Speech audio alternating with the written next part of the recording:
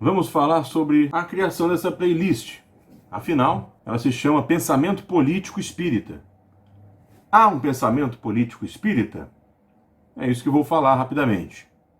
Ainda existe muito no meio espírita atualmente, no Brasil, a ideia de que o espiritismo é isento politicamente. É um pensamento que corre nos meios espíritas de que o espiritismo não tem que se pronunciar sobre assuntos políticos. Bem, é claro que nada tem a ver aqui com a questão da laicidade. A questão é a seguinte: diz Leon Denis, neste livro, Síntese Espiritualista, Doutrinal e Prática, que foi o primeiro livro que eu traduzi, na questão 89, que o Espiritismo é ao mesmo tempo uma ciência positiva, uma filosofia, uma doutrina social.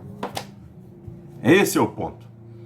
Como é que o Espiritismo poderia ser uma doutrina social se ele não tiver propostas sociais? Que ele é uma ciência, nós sabemos. E, enquanto ciência, ele investiga a natureza espiritual do homem, a realidade do fato espírita. Enquanto filosofia, ele tira uma série de conclusões racionais e constrói um corpo que é a doutrina. Então você tem na filosofia espírita espaço para a epistemologia, para a filosofia da ciência espírita, para a ética, mas como toda filosofia, ela também ingressa na política. A filosofia política espírita, portanto, é o tema desse vídeo e de toda essa playlist. Para refutar essa ideia de que o espiritismo é neutro ou isento politicamente, basta olhar para as obras fundamentais. As de Allan Kardec. O espiritismo fala de várias questões políticas. Ele se posiciona a respeito desses temas. Por exemplo, a escravidão é um tema político, ligado às leis, ligado à justiça. E o espiritismo é totalmente contra a escravidão. Já a emancipação da mulher, o espiritismo é a favor. Isso está no Livro dos Espíritos. A exploração do pobre por parte do rico também é combatida pelo espiritismo. Ele não fica em cima do muro. O esmagamento do fraco pelo forte, outro tema da filosofia política espírita, que ele também é contra. Então veja, o espiritismo ele não fica isento, não. Ele se posiciona pró ou contra. Imagine que chega para você um escravocrata, tá? Dizendo o seguinte: olha, senhor espírita, eu defendo que todos tenhamos escravos. O que você acha? O certo seria o espírita falar: olha, esse é um tema político, então a minha doutrina se abstém, eu não vou nem ser contra a escravidão, nem ser a favor da escravidão. Eu me isento, eu fico neutro. É isso que a doutrina faz? Não, não é isso. A doutrina é categoricamente contrária à escravidão. Portanto, ela tem posicionamento nítido nessa e em todas as outras questões. Isso é o pensamento político espírita. Portanto, o espiritismo, enquanto, nas palavras de Leon Denis, enquanto doutrina social, ele ingressa sim na filosofia política. Ele tem uma visão própria dele sobre as leis, sobre a convivência, sobre como exercer a justiça, como organizar a sociedade, e por aí vai.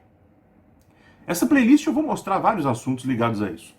Não se deve falar espiritismo e política como coisas separadas, mas o pensamento político do espiritismo. E eu defendo com base no Leon Denis, e defendo com base em Allan Kardec e os espíritos que se manifestam em assuntos políticos com toda a clareza esperada.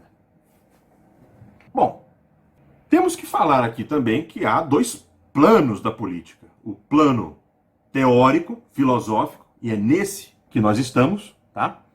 E o plano político partidário, da realidade, né? que nós vivemos aí com os candidatos, com os nomes dos partidos, etc. E é onde nós não estamos. Os espíritas, enquanto indivíduos, falarem sobre o candidato ABC, do partido XY, não tem problema nenhum.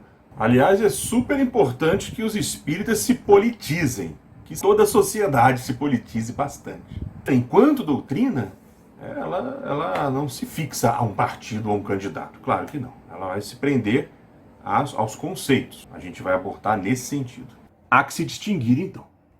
A filosofia espírita, como qualquer filosofia, ela deve tratar no campo teórico, no pensamento filosófico, como ela se posiciona em relação aos diversos assuntos. Se você vai em qualquer manual de filosofia política, você vai encontrar lá a filosofia política cristã. Santo Agostinho falando, Tomás de Aquino, Marcílio de Pádua, até o Lutero. Então, uma série de filósofos cristãos dão suas contribuições políticas, ou seja, eles mostram quais consequências o cristianismo tem na visão deles. E aqui nós estamos tentando também mostrar quais são as consequências políticas do espiritismo. Afinal, é inevitável a política. E espírita não pode desprezar isso. Aliás, eu fiz um vídeo antes justamente explicando a naturalidade da política, o quanto ela é natural. Nós temos no Brasil exemplos como o Ailton Paiva, o Ney Lobo, que tentam mostrar qual é a teoria social do espiritismo, a política do espiritismo. Pois bem, o espiritismo não é neutro, nem isento politicamente. Nós vamos falar de esquerda, direita, capitalismo, socialismo, formas de governo, aristocracia, democracia, e por aí vai, tá bom? Ou de assuntos um pouquinho mais difíceis de tratar, sempre tendo por base alguma coisa que está nas obras fundamentais. Não gosto de chamar de obra básica, que dá uma ideia de que é o ABC. Não é o ABC. É obra fundamental, assim Kardec designava. Que são as obras, o Pentateuco, mais a revista, mais o que é o Espiritismo, e os outros opúsculos. E podemos também levar em conta aqui as obras que não foram psicografadas. Por exemplo, as obras desenvolvidas por Leon Denis, aquelas que estão listadas no catálogo racional, que eu tenho feito a tentativa aí de traduzir, já traduzi algumas pela Editora do Conhecimento. Então, essas obras que estão aí na base do Espiritismo, nós vamos usar tranquilamente. Obras que sejam psicografadas, mas não passaram por controle, aí nós não consideraremos como válidas, a não ser para questões de estudo. Também tem um vídeo aí sobre o controle universal do ensino dos espíritos para mostrar por que isso. Então é isso, gente. Falar de um pensamento político espírita só tem a favorecer, porque o espírita ele tem muito a contribuir para a sociedade. Nós devemos ver como o espiritismo transforma a sociedade. Não é isso que Allan Kardec sempre falava? Leia a Gênese, o final da Gênese. Como o espiritismo tem um poder transformador. Porque ele transforma as pessoas e essas pessoas vão transformar as leis. Em que sentido elas vão transformar as leis? É isso que a filosofia política espírita fala. Então a gente vai poder aqui mostrar o posicionamento da doutrina frente a vários assuntos, tá bom? E, claro, será muito válido receber o retorno de vocês com os comentários. Então é isso. Vamos em frente.